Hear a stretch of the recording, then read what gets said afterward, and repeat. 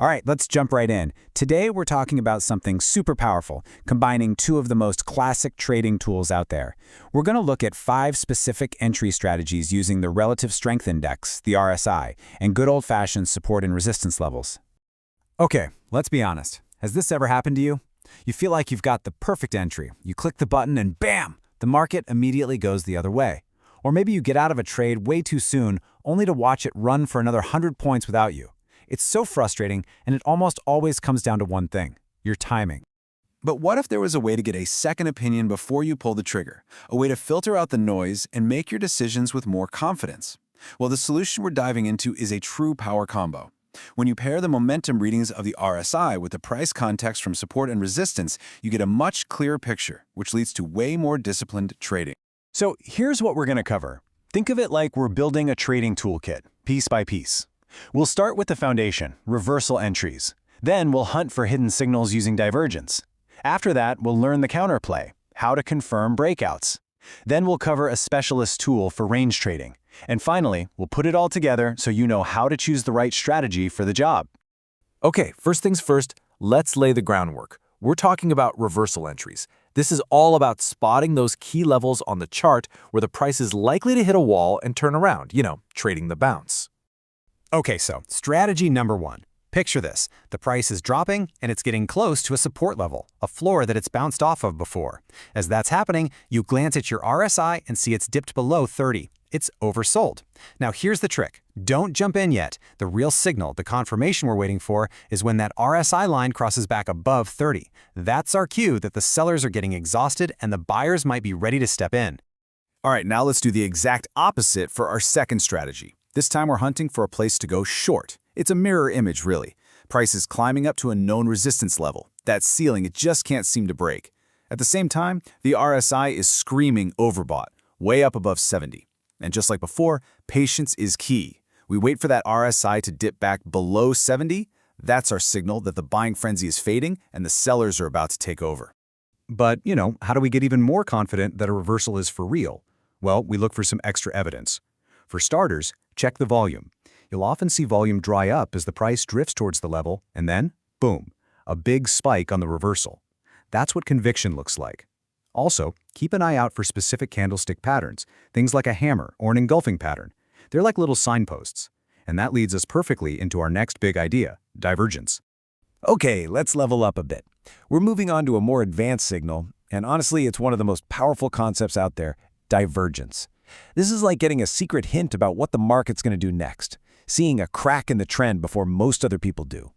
So, what exactly is divergence? It's when the price chart and the RSI indicator are telling you two completely different stories. I love this analogy. Think of the price as a car climbing a hill, and the RSI is its engine. If the car is still inching higher but you can hear the engine sputtering and losing power, that's bearish divergence. Price makes a new high, but the RSI makes a lower high. It's a huge warning sign that upward momentum is dying. And the same thing happens in reverse for bullish divergence. The price makes a new low, but the RSI makes a higher low, telling us the selling pressure is fading fast.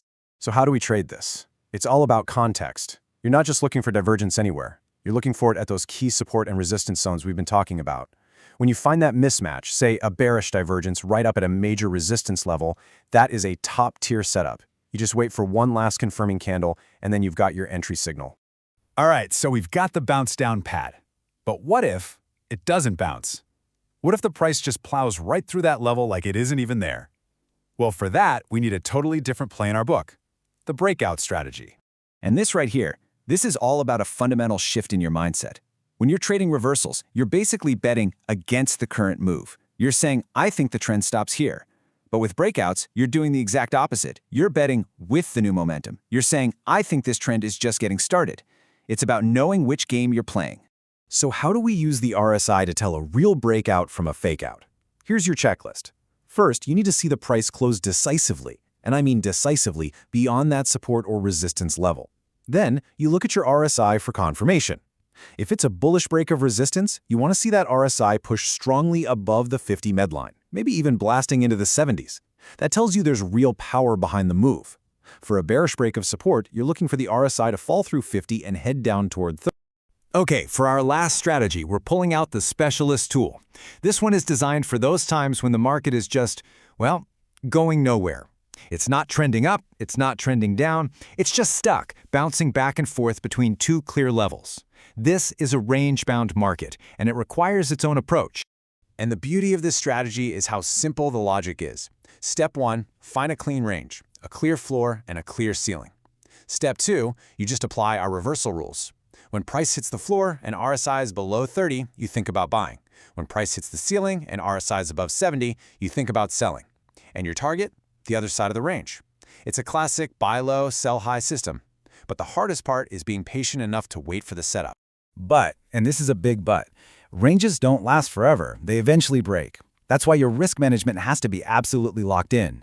Your stop loss goes just outside the range, period. If you're buying at the bottom, your stop is just below it. Selling at the top, stop is just above. And of course, the golden rule, never ever risk more than 1 or 2% of your account on any single trade, no exception. All right, so we've built this awesome toolkit with 4 different strategies. Now, for the most important part, knowing which tool to grab for which situation. And it all comes down to one thing, correctly identifying what the market is doing right now. And this table just lays it all out for us. Is the market stuck in a channel, going sideways? Great, then you're looking at reversal or range trading strategies. You're fading the extremes.